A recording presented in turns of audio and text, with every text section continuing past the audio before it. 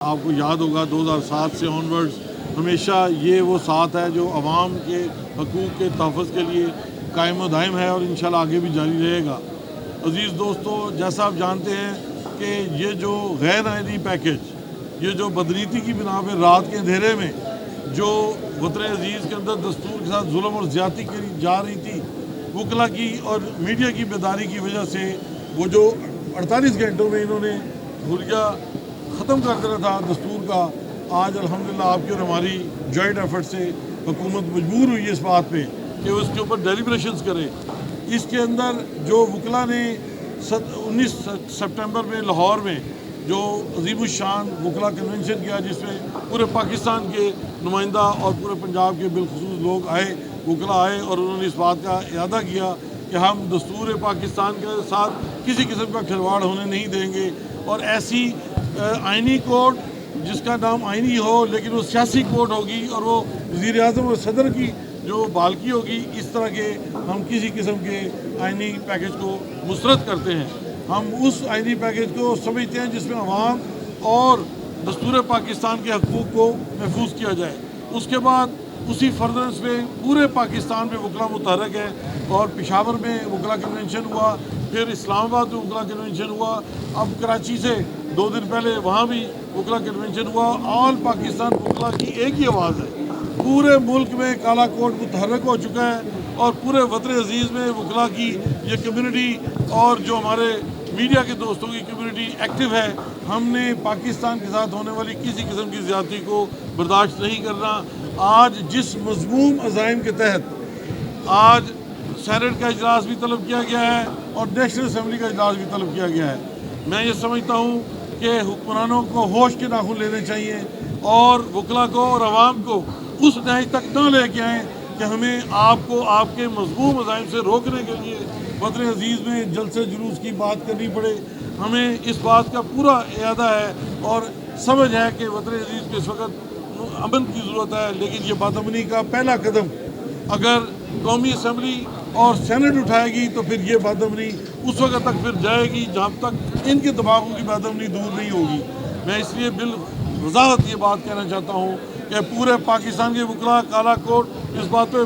متفق ہے اور اتفاق ہے کہ ہم نے وطن عزیز میں غیر آئینی پیکج کو مسترد کیا ہے۔ آئینی کورٹ کو جو کہ سیاسی کورٹ بن چکی ہے اس کو مسترد کرتے ہیں، اور قاضی فائز عیسیٰ اگر اس کے ذہن میں یہ ہے کہ اس کو آئینی کورٹ کا چیف جسٹس لگائیں گے، ہم ایسے کسی سیاسی چیف جسٹس کو بالکل بھی قبول نہیں کریں گے، اور ایسے لوگوں کو جن کو اس کی سربراہی میں آپ ججز بنائیں گے، ہم ان کی عدالتوں کو بھی بائیکاٹ کریں گے۔ اور یہ میں آپ کو بالوضاحت یہ بات کہہ دوں کہ آئین پاکستان نے جو لیجسلیچر اور ایڈجوڈیکیچر اور ایگزیکٹو کے 3 پلرز دیے ہیں، ان کی طرف کوئی میلی آنکھ سے بھی دیکھے گا تو اس کی آنکھ پھوڑ دیں گے، اور ہر وہ ہاتھ کندھے سے اتاریں گے جو ان 3 پلرز آف اسٹیٹ کو اور دستور پاکستان کو اس کے ساتھ زیادتی کرنے کی کوشش کرے گا۔ انشاءاللہ پورے پاکستان میں وکلا متحد ہیں۔ ہم اپنی عدلیہ، وہ عدلیہ جو آئین پاکستان نے کہا ہے، وہ ججز جو 6 بہادر ججز جو ہیں، جو اسلام آباد کے ججز ہیں، جنہوں نے اس وطن عزیز میں نظام عدل میں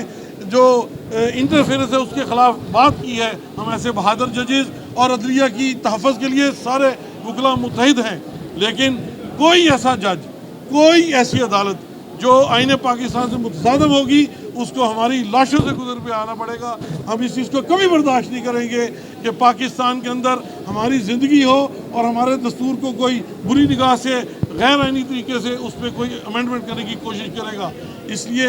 آج یہ ہنگامی پریس کانفرنس اس لیے کی گئی کہ انہوں نے فوری طور پہ جو دوپہر کو